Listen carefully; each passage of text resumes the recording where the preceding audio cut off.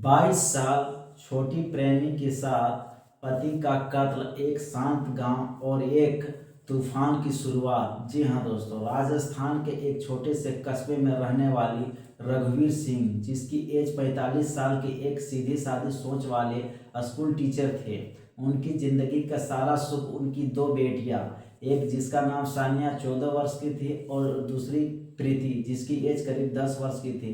लेकिन इसी शांत परिवार में धीरे धीरे एक ऐसा जहर घुल रहा था जिसकी भनक रघुवीर को भी नहीं थी।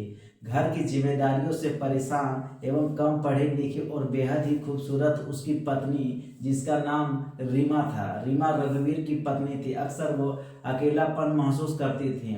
इसी खालीपन से उसकी मुलाकात हुई 23 साल के एक युवक जिसका नाम अमित था, जो गांव में एक जिम ट्रेनर था। शुरुआत में दोस्ती हुई, फिर बातें बढ़ी और रीमा ने उम्र का फासला भूलकर अमित से इश्क कर लिया। अमित को पैसों की भी जरूरत थी, रीमा को आज़ादी। धीरे धीरे दोनों ने मिलकर ऐसा प्लान बनाया जिसे सुनकर पत्थर भी पिघल जाएगा। रघुवीर को रास्ते से हटाने का प्लान। रीमा ने अमित से कहा कि अगर वो नहीं रहा तो घर के जितने भी जगह जमीन है सब हम दोनों का होगा। अमित तैयार हो गया। लालच और वासना मिल जाए तो इंसान किसी भी हद तक जा सकता है। तो नमस्कार माता एवं बहनों, दोस्तों एवं साथियों, अगर आप लोग मेरे चैनल क्राइम कथा धर्मा पर नए हैं तो कृपया मेरे चैनल को सब्सक्राइबर और बेल आइकन घंटा जरूर दबा देना दोस्तों। तो चलिए ज़्यादा समय ना लेते हुए कहानी को फिर से शुरुआत करते हैं। 17 सितंबर की रात गांव में हल्की हल्की हवा चल रही थी। दूर कहीं कुत्तों के भौंकने की आवाज़ें आ रही थी। रघुवीर सिंह स्कूल से थके हारे घर लौटे। उनके हाथ में टिफिन था, कपड़े पसीने से भरे हुए थे और चेहरों पर वही शांत मुस्कान, जैसे एक पिता दिन भर की थकान बच्चों को चेहरा देखकर भूल जाता है। उन्होंने घर आकर जब दरवाज़ा खोला और घर के अंदर कुछ अलग सन्नाटा था। रीमा आम दिनों की तरह दरवाजे में नहीं थी और सानिया और प्रीति भी कमरे में सिमटी हुई थी। रघुवीर ने आवाज़ दी कि रीमा, बच्चे कहाँ हैं? तभी अंदर वाले कमरे से रीमा बाहर आई, चेहरे में गुस्से से लाल, आंखों में एक अजीब चमक। रघुवीर समझ नहीं पाया कि ये वही रीमा है जो कभी उनके सामने घबराकर बात तक करती नहीं थी। रीमा बोली, तुम्हें लगता है कि तुम दुनिया के सबसे अच्छे पति हो, पर तुमने सिर्फ मुझे दर्द ही दिया, मुझे जो आपने कभी खुशी नहीं दी। रघुवीर घबरा गया। क्या हुआ? बात क्या है? ये गुस्सा किस लिए? पर रीमा सुनने के मूड में नहीं थी। उसकी आवाज़ इतनी तेज हो गई कि दीवारें तक कांप गए। आज फैसला हो ही जाएगा कि आज या तो तुम रहोगे या तो फिर मैं नहीं। इतने में पीछे से एक परछाई हिली। रघुवीर ने पलट कर देखा कि कमरे के कोने में हाथ में चमचमाती हुई तलवार लिए खड़ा था। रघुवीर के पैर कांप गए। उन्होंने देखा कि वहाँ अमित है। फिर रघुवीर ने अमित से पूछा कि तुम यहाँ तलवार लिए क्यों हो? दोनों बेटियां सानिया और प्रीति अपने कमरे से बाहर गई। सानिया रोते हुए पापा से लिपट गई। पापा, मम्मी को समझाइए, वे बहुत गुस्से में है। लेकिन रीमा ने बेटी को जोर से धक्का दिया। सानिया फर्श पर गिर पड़ी। प्रीति डर से चिल्लाई, मम्मी ऐसा मत करो प्लीज। रघुवीर टूटे हुए दिल से बोला, रीमा, बच्चों के सामने ये क्या कर रहे हो? वह डर जाएगी। बात करते रीमा चिल्लाई, बात अब बात नहीं होगी। अमित आगे बढ़ा। तलवार की धार से कमरे की ट्यूबलाइट से चमक रही थी। उसकी सांसें भारी हो चुकी थी, जैसे वह सिर्फ वार करने का इंतजार कर ही रहा हो। रघुवीर ने अमित को रोकने की कोशिश की। अरे होश में रहो, ये क्या पागलपन है? पर अमित ने रीमा की तरफ देखा। रीमा ने सिर हिलाया।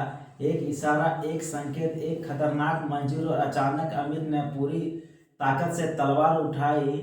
सानिया चीखी, नहीं, मत मारो पापा को प्लीज।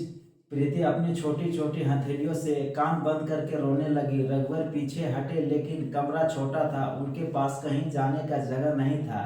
रीमा बोली कि खत्म कर दो इसे, आज आज़ाद हो जाएंगे हम। और अगले ही पल अमित ने पहली बार रघुवीर को कंधे पर किया। तलवार की आवाज़, चीखा और बच्चों को रोने में कमरे में गूंज उठा। रघुवीर गिर पड़े। सानिया दौड़कर पापा के ऊपर शरीर पापा के ऊपर अपना शरीर डाल दिया। मम्मी बस करो, पापा मर जाएंगे। लेकिन रीमा ने बेरहमी से बेटी को उठाकर फिर से दूर फेंक दिया। अमित ने दूसरा वार किया। इस बार रघुवीर की गर्दन निशाना बनाकर रघुवीर की आखिरी आवाज थी कि बच्चों का ख्याल रखना, और उन्होंने हमेशा के लिए आंखें बंद कर ली। कमरा खामोश हो गया। बस दो बच्चियों की रोने की आवाज बची और उनकी दुनिया उसी रात खत्म हो गई। रीमा ने खून से सनी फर्श को धोया। फिर अमित ने रघुवीर के शव को बोरी में भरा। आधी रात को दोनों पास के घने जंगल में गड्ढा खोदकर रघुवीर को दफना दिया। वापस लौटकर बेटियों को धमकाया कि अगर किसी ने किसी को बताया तो मैं तुम्हें भी खत्म कर दूंगी। डरी सहमी बच्चियां चुप रही। 3 दिन बाद स्कूल ने पुलिस को सूचना दी कि रघुवीर सिंह जो है वो सर गायब है। पुलिस ने घर की तलाशी और बेटियों को अलग अलग ले जाकर पूछताछ की। आंखों में आंसू लिए सानिया बोली, हमारे पापा को तलवार से मारा गया है, जंगल में गाड़ दिया गया। पुलिस टीम तुरंत जंगल पहुंची और गड्ढा खोदते हुए रघुवीर का शव बरामद हुआ। रीमा और अमित दोनों गिरफ्तार हो गए। जज ने सजा सुनाते हुए कहा कि परिवार की गरिमा तभी बचती है जब रिश्तों में सच, सामना और भरोसा हो।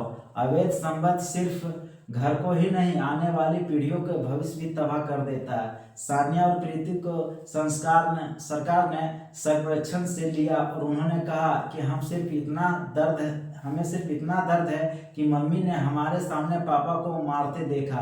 कहानी का अवैध रिश्तों में कभी सुखी नहीं देते हैं, बल्कि पूरे परिवार को नर्क में धकेल देता है। बच्चों के सामने किया गया अपराध उनके जीवन भर की मानसिकता को जख्म बना जाता है।